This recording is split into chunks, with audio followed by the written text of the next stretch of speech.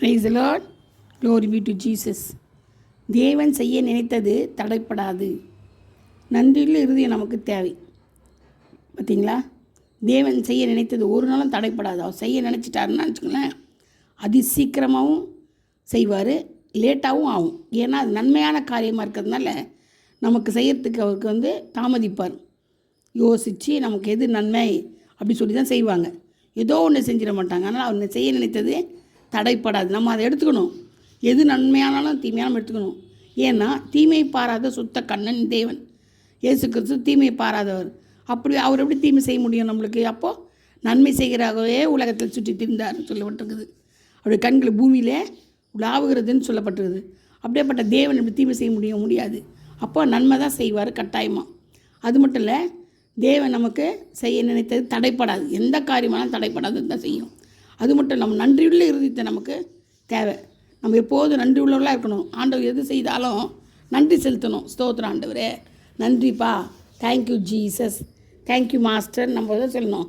ஜெபம் பண்ணணும், துதிக்கணும், அவரை துதிக்கணும், ப்ரைஸ் பண்ணணும். ப்ரைஸ் பண்ணும் போது கிருபை பெருகும். நம்ம ப்ரைஸ் பண்ண பண்ண பண்ண கிருபை பெருகும். கிருபை பெருகுச்சுன்னா என்ன அர்த்தம்? நமக்கு நன்றியில் இருதயம் வந்துருச்சுன்னு அர்த்தம்.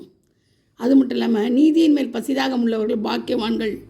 முதலாவது தேவ ராஜ்யத்தை நீதியும் தேடுங்கள் அப்படின்னு சொல்லப்பட்டிருக்குது. எப்போது மத்தேயு 5:6. அப்போது நீதியின் மேல் பசிதாகம் உள்ளவர்கள் பாக்கியம். நீதியின் மேல் எது நீதி? தேவனுடைய வசனம் தான் நீதி, சத்தியம். அது மேலே பசிதாகமாக இருக்கணுமா? நமக்கு பசி எடுத்தால் நம்ம எப்படி சாப்பிட்றோம்?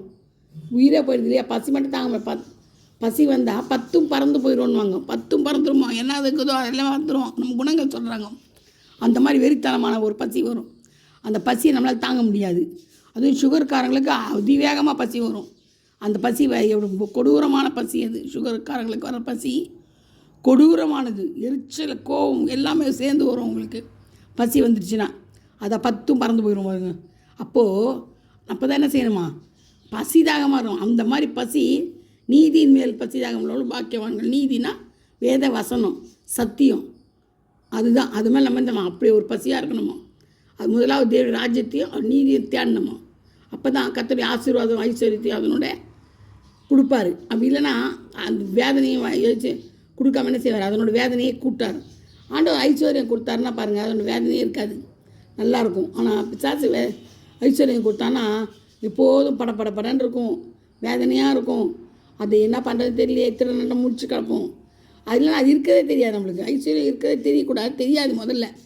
ஏன்னா நம்மளுடைய ஐஸ்வர்யம் அவர் தான். நம்மளுடைய பொக்கிஷம் இயேசு கிறிஸ்து தான் நம்மளுக்கு பொக்கிஷம். அப்படி இருக்கும்போது உங்களுக்கு எப்படி பயம் வரும்? எப்படி வேதனை வரும்? வராது. ஏன்னா அவரே தான் எல்லாமே. வெள்ளியும் பொண்ணும் பேதுரு சொன்னது போல் அவர்கிட்ட இல்லை. இயேசு நாம மற்றம்தான் பேதுகிட்ட இருந்தது. அதே தான் அவர் சொல்கிறார். ஆண்டவர் என்ன செய்கிறாரு? பிதாவின் சித்தத்தின்படி செய்கிறோனே, அவரு சித்தம் செஞ்ச மாதிரி. யார்? தேவன், இயேசு கிறிஸ்துவோட சித்தம். என்னை கண்டவன் பிதாவை கண்டான்றாரு. அப்போ யார்? இயேசு கிறிஸ்து தான் பிதா. பிதா தான் இயேசு கிறிஸ்து. பசுத்தாவியானவரும் இயேசு கிறிஸ்து தான். ஆவியானவரும் இயேசு கிறிஸ்து தான். புரியுதா உங்களுக்கு? 3 திரியேக தேவனாக இருக்கிறார் அவர். அதனால் ஆதியில் வார்த்தை இருந்தது, அந்த வார்த்தை தேவனாக இருந்தது, அந்த வார்த்தை தேவனத்தில் இருந்தது.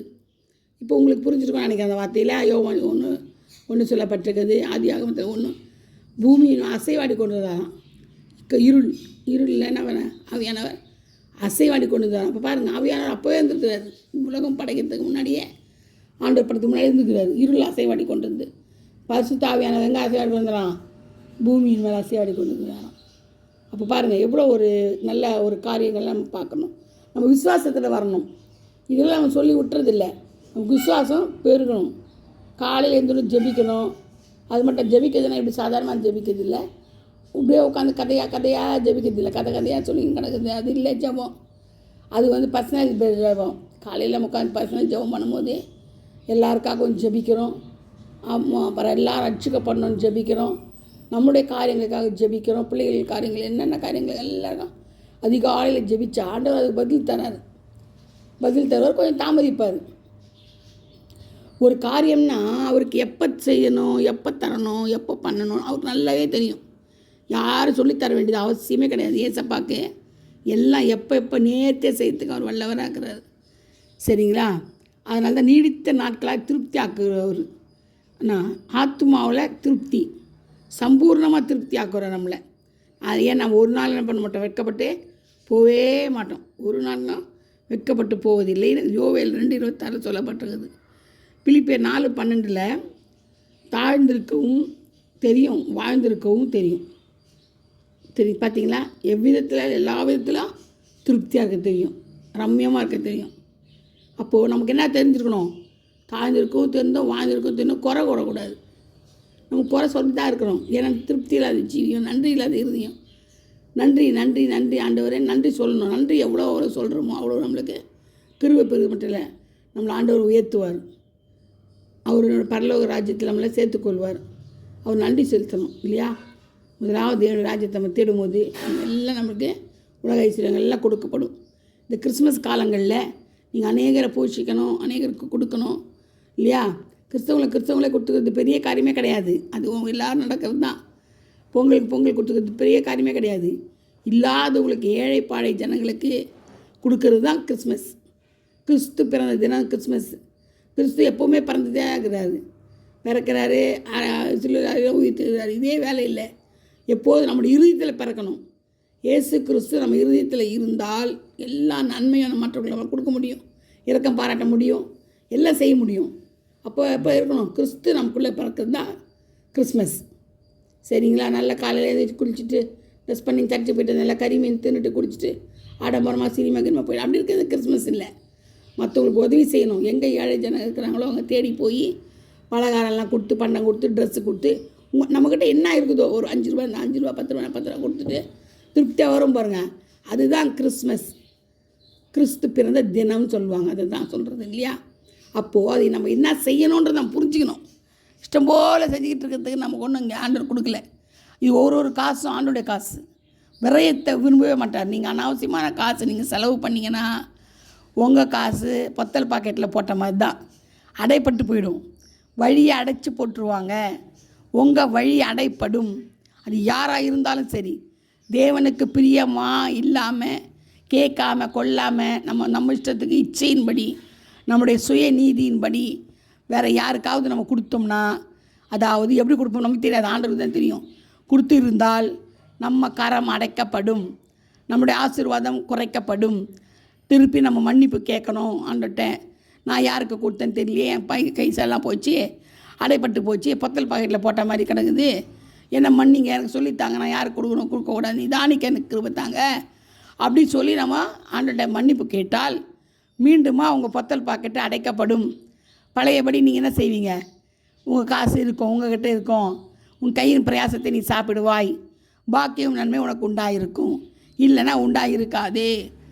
ஏன்னா அவருடைய காசு, அவருடைய பணம் எல்லாம் அவருடையது. நீ அவருக்கே தான் கொடுக்குற. அதான் ஏழைக்கு இறங்குறவன் கர்த்தருக்கே கடன் கொடுக்குறான். குரானில் கூட சொல்லப்பட்டிருக்குதாமே, ஏழைகளுக்கு இறங்குறவன் வட்டி கொடுக்குறானா யாருக்கு, கர்த்தருக்கு. ஆண்டவருக்கே வட்டி கொடுக்குறானோ. பார்த்தீங்களா? குரானில் சொல்லப்பட்டது தான். வேணால் கேட்டு பாருங்கள், யாரையாச்சும் குரான் படிக்கிறவங்களே அவங்க சொல்கிறாங்க, ஏழைக்கு இறங்குகிறவன் ஆண்டவருக்கு என்ன செய்கிறானா, வட்டி கொடுக்குறானோ. பார்த்தீங்களா எவ்வளோ பெரிய தியாகம். அந்த மாதிரி நம்மளும் என்ன செய்யும், எல்லா காரியத்திலையும் கராராக இருக்கணும். ஆண்டவருக்கு பிரியமானதை மட்டும்தான் செய்யணும். இந்த சாக்கு போக்கு சொல்லிக்கின்னு வேதத்தை புரட்டிக்கின்னு அங்கே ஒரு வசனம் சொன்னால் நம்ம ஒரு வசனம், நம்மளுக்கு ஒரு இஷ்டத்துக்கு ஒரு வசனம் சொல்லுவோம். அதெல்லாம் கிடையாது. இப்படி தான், அதெல்லாம் கிடையாது. இப்படி தானே, இப்படியே தான் நடக்கும், இப்படியே தான் நடக்கும். நீ அப்படி இப்படின்னா அது அப்படி தான் நடக்கும். ஒரே மாதிரி போகும். குதிரைக்கு கடிவாளம் போட்ட மாதிரி பார்த்துக்கிட்டு ஓடிக்கிட்டே கிடக்கணும். நம்ம ஆண்டவரை மட்டும் பார்த்து ஓடிட்டே இருக்கணும். வசனம் மட்டும் பார்த்து ஓடு. வசனம் என்ன சொல்லுது அதை மட்டும் தான் செய்யணும். வேறு வழி கிடையாது. இல்லைன்னா நரகம். ஒன்றே வசனத்தின் படி நடக்கணும், இல்லை நரகத்துக்கு போகணும். எது நம்மளுக்கு இஷ்டமோ அதான் நம்ம செய்ய முடியும். ஓகேங்களா? அதனால் நம்ம என்ன, இந்த கிறிஸ்மஸ் காலங்களில் எல்லாத்தையும் விட்டுருவோம். எல்லாம் பழசெல்லாம் போட்டோம். இந்த டிசம்பரோட 31 போட்டோம். புதிய வருஷத்தில் புதிய கிருபைகளும் புதிய அபிஷேகத்தையும் புதிய ஆவியும் அந்த எல்லாத்தையும் இறக்க குணங்களையும் எல்லாத்தையும் ஆண்டோட கேட்டு மன்னிப்பு கேட்டு என்ன செய்வோம், புதிய வருடத்தில் நம்ம நுழைந்து அது கேட்ட காரியங்கள் எல்லாம் திடப்படணும். சரிங்களா? புதிய வருடத்தில் புதிய ஆத்துமாவாக நம்ம மாறணும். புதிய ஆவி பெற்றுக்கொள்ளணும். இயேசு கிறிஸ்துவின் ஆவி நமக்குள்ளே வரணும், ஆத்துமா வரணும். ஏன்னா ஆவி ஆத்துமா சரீரம் அவருடையது. அவர் கிரயத்து கொல்லப்பட்டார், நம்மளை எடுத்துக்கிட்டாரு, நம்மளை வாங்கிட்டார். நம்மளை சிலுவையில் மரணத்தினால் நம்மளை வாங்கிட்டார். நமக்கு சொந்தம் கிடையாதுங்க. நம்மளுக்கு சொந்தம் கிடையாது. முதல்ல நம்ம புரிஞ்சுக்க வேண்டியது தான். நம்ம இயேசுவுக்கு சொந்தம். அப்போ நம்ம எப்படி நடக்கணும்? இதுதான் அந்த புதிய வாழ்த்தை நீங்கள் கற்றுக்கொள்ள வேண்டியது இதுதான். இந்த புதிய வாழ்த்தை நம்ம நுழைந்து கர்த்தருக்காக எல்லா காரியத்தையும் நம்ம செய்யணும். அதான் உண்மையாக செஞ்சிட்டே தான் இருக்கணும். வேறு வழி கிடையாது. நம்ம அவருக்காக வாழ்வோம். அப்போ தேவனுடைய இது வருகை தாமதமானால் நம்ம என்ன செய்வோம்? இன்னும் கூட அநேக காரியங்கள், நற்காரியங்களை, நல்ல உபதேசங்களை சொல்லுவோம் மற்றவர்களுக்கு. இந்த சத்தியத்தை நீங்கள் அநேகருக்கு சொல்லுங்கள். எல்லாருக்கும் தெரிஞ்சது தான், தெரியாமல் ஒன்றும் இல்லை, தெரிஞ்சது தான். ஆனால் நம்ம மனம் என்ன செய்யணும்? நம்ம கடினமாக வச்சுருக்கோம். மனசை நம்ம கடினப்படுத்தி வச்சுருக்கிறதுனால தான் நம்மளால் மற்றதில் நுழைய முடியல. அதனால் நீங்கள் என்ன பண்ணுங்கள்? கர்த்தருக்காக எல்லாவற்றையும் செய்யுங்க. அவர் செய்ய நினைத்தது தடைபாராது. கர்த்தர் இந்த வார்த்தையில் ஆசீர்வதிப்பாராக. நிறைய பேருக்கு அனுப்புங்க. இந்த வசனத்தை எல்லாருக்கும் அனுப்புங்க. யாராக இருந்தாலும் நீங்கள் அனுப்புங்க. உங்கள் வசனங்கள் இருந்தால் நீங்கள் சொல்கிற மெசேஜஸ் எனக்கு கிடச்சிதுன்னா நானும் அனுப்புகிறேன். சப்ஸ்கிரைப் பண்ண சொல்லுங்கள். அப்போ தான் ரெகுலராக எல்லா மெசேஜும் அவங்களுக்கு கிடைக்கும். கர்த்தர் தாமே இந்த வசனங்களை பாதுகாப்பாராக, பரிசுத்தப்படுத்துவாராக. ஆமீன். அல்லேலூயா. Praise lord. God bless you all. Happy Christmas and Happy New Year. Thank you all.